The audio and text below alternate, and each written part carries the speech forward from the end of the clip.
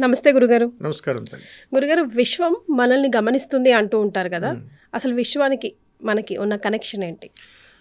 విశ్వం అంటే విశ్వం మనల్ని గమనించే తల్లి. విశ్వంలో ఉన్నటువంటి ఒక అతీతమైనటువంటి శక్తి మనల్ని గమనిస్తూ ఉంటుంది. ఒకటే కదా గురుగారు? ఒకటేదా? అతీతమైన శక్తి ఒకటే? అతీతమైనటువంటి శక్తి మనల్ని గమనిస్తుంటుంది. మన విశ్వము మనల్ని గమనిస్తుందనంటే విశ్వం కాదు, విశ్వంలో ఉన్నటువంటి ఒక అతీతమైనటువంటి శక్తి మనల్ని గమనిస్తుంది. ఆ గమనించేటువంటి శక్తి ఉదాహరణకి ఇది 2 రకాలుగా మనం చూడొచ్చు.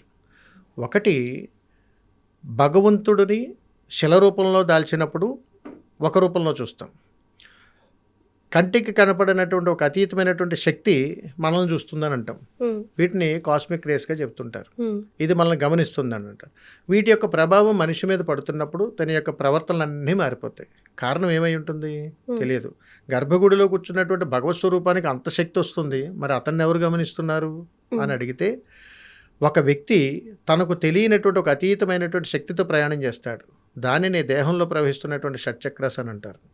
వీటిని మూలాధార చక్ర, స్వాదిష్టాన చక్ర, మణిపూర చక్ర, అనాహత చక్ర, విశుద్ధి చక్ర, ఆజ్ఞా చక్ర. ఇవి ఎప్పుడైతే కుండలిని శక్తిగా జాగృతం అవుతుందో, ఈ విశ్వం గమనించేటువంటి ఒక అతీతమైనటువంటి శక్తి మానవ దేహం మీద ప్రభావం జరుగుతుందో, మనిషి ఒక అద్భుతమైనటువంటి అతీతమైనటువంటి మహాశక్తి స్వరూపుడుగా మారుతాడు. ఎప్పుడైతే ఇతనిలో ఉన్నటువంటి కుండలిని శక్తి జాగృతం కావట్లేదో నిస్సహాయకుడిగా మిగిలిపోతాడు.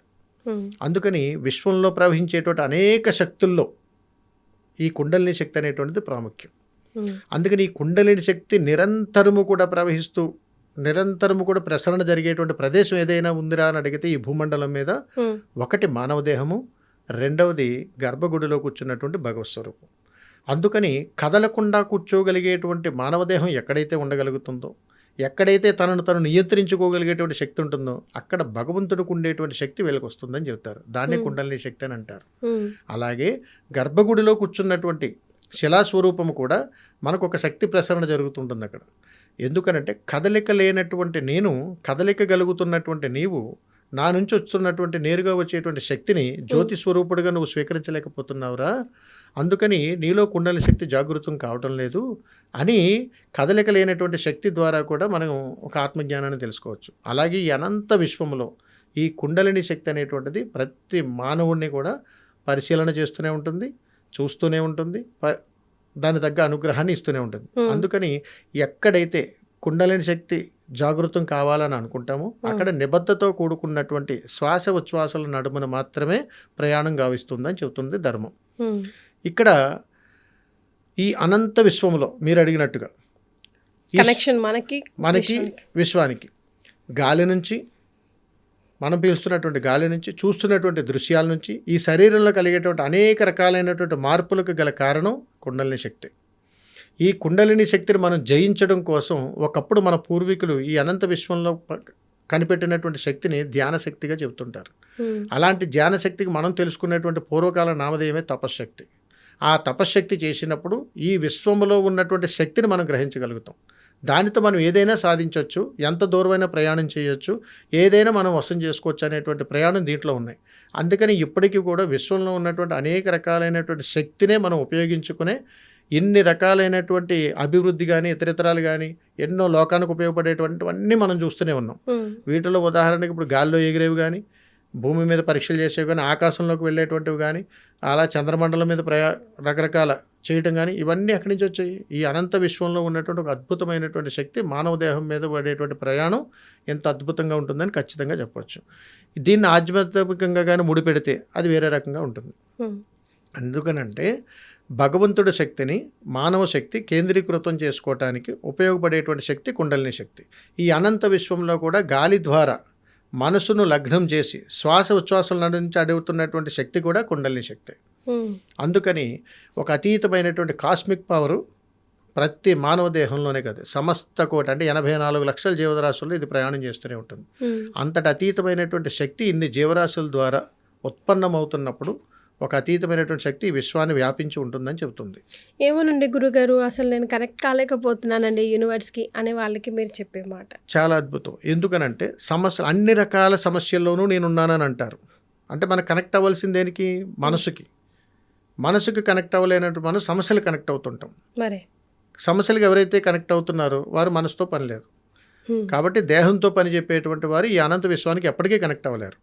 కాబట్టి మనసుకు మాత్రమే పని చెప్పాలి. అందుకని ఏం చెప్తుందంటే నిశ్శబ్దం చాలా ఆయుధంతో సమానం అని చెప్తుంటుంది. అందుకని ఏ జీవుడైనా ఎప్పుడైనా కానీ తనను మించిపోయినటువంటి సమస్యల్లో ఉండిపోయినప్పుడు కాసేపు నిశ్శబ్దం పాటించాలి. ఎన్నో సమస్యలకు పరిష్కార మార్గం. అందుకని ఈ అనంత విశ్వం ఎప్పుడు కూడా ఎప్పుడైతే నిశ్శబ్దం ఉందో అద్భుతమైనటువంటి శక్తి ప్రసరణ మనం నేరుగా చూడగలుగుతాం, కనిపెట్టగలుగుతాం. మీరు గమనించండి, 10 మంది కలిసి ఒకేసారి అల్లరి చేస్తున్నారు అనుకోండి, అక్కడ ఏదో శబ్దం వస్తుంది, ఎవరో మాట్లాడుతున్నారు, మనకి ఏదైనా అర్థమవుతుందా? ఇది అంతే. అందుకని ఎప్పుడు కూడా మనసును నిశ్శబ్దం ప్రయాణం మనం చేయగలిగినప్పుడు ఇతరుల సమస్యల్లో మనం ఇన్వాల్వ్ కాలేనప్పుడు ఈ అనంత విశ్వానికి మనం కనెక్ట్ అయిపోతాం. అందుకనే కదా అప్పటి నుంచి వచ్చింది ఇప్పటికీ కూడా తపస్సు, ధ్యానం అంతే. గురుగారు, సృష్టిలో కోట్లాది జీవరాశులు ఉన్నా కూడా మనిషి మాత్రం ఎందుకు కష్టాలు అనుభవిస్తాడు? మనిషికి మాత్రమే కష్టాలు ఎందుకు వస్తాయంటే తల్లి, 84 లక్షల జాతుల జీవరాశుల్లో నేను కూడా ఒక ప్రత్యేకమని అనుకుంటాడు మనిషి. ఎప్పుడైతే నేను వేరని అనుకున్నాడో వాటికి భిన్నంగా ఆలోచించడం ప్రారంభం చేస్తాడు. 84 లక్షల జీవరాశులతో నేను కూడా సమానమే, ఈ మానవ జాతి కూడా 84 లక్షల జాతుల జీవరాశుల్లో ఒక్కటిగానే నేను ఉన్నాను అని ఆలోచించగలిగినప్పుడు తోటి జీవరాశులను ప్రేమించగలిగేటువంటి శక్తి ఏ జీవుడికైతే లేదో వాడి జీవితం కన్నీటిమయమే. అందుకని మానవ సేవే మాధవ సేవ అని అన్నారు. అందుకని ఎదుటి వ్యక్తుల యొక్క మనిషిలో నువ్వు భగవత్ స్వరూపాన్ని చూడలేనటువంటి నీకు నీ జీవితం కన్నీటమయమే అవుతుంది. అలాగే ఇతర జీవరాశుల్లో కూడా భగవత్ సంకల్పాన్ని చూడలేనటువంటి నీకు నీ జీవితం ప్రత్యేకించి కన్నీటమయం అవుతుందని చెప్తుంది. అందుకని ఎప్పటికీ కూడా ఎవరైతే నేను ప్రత్యేకము, నేను దిగివచ్చాను, నేను ఆ స్వరూపుని ఈ స్వరూపుని అని ఎవడైతే భావిస్తాడో తోటి జీవరాశుల్లో ఎప్పటికీ భగవత్ సంకల్పాన్ని చూడలేడు. కాబట్టి అతని జీవితం కన్నీటమయమే. ఇది శాసనం. ధన్యవాదాలు గురుగారు. శుభం. And for more videos, please subscribe to iDream channel. Subscribe to iDream Media. Please subscribe to iDream. Please subscribe to iDream. Please subscribe iDream. And please subscribe to iDream. For more videos, subscribe to iDream.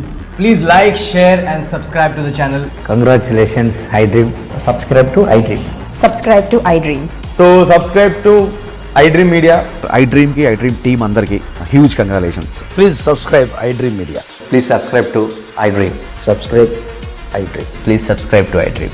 iDream అంటే నా కళల channel subscribe చేసుకున్న నోరు తిరుగుతలేదు, మీరైతే గంట గుర్తు కొట్టండి. For more such videos, please subscribe to iDream. Subscribe to iDream. Please subscribe to iDream. Please subscribe iDream Media. Please do subscribe to iDream. Please subscribe to iDream Media. For best entertainment and information, please subscribe iDream. And don't forget to subscribe to iDream.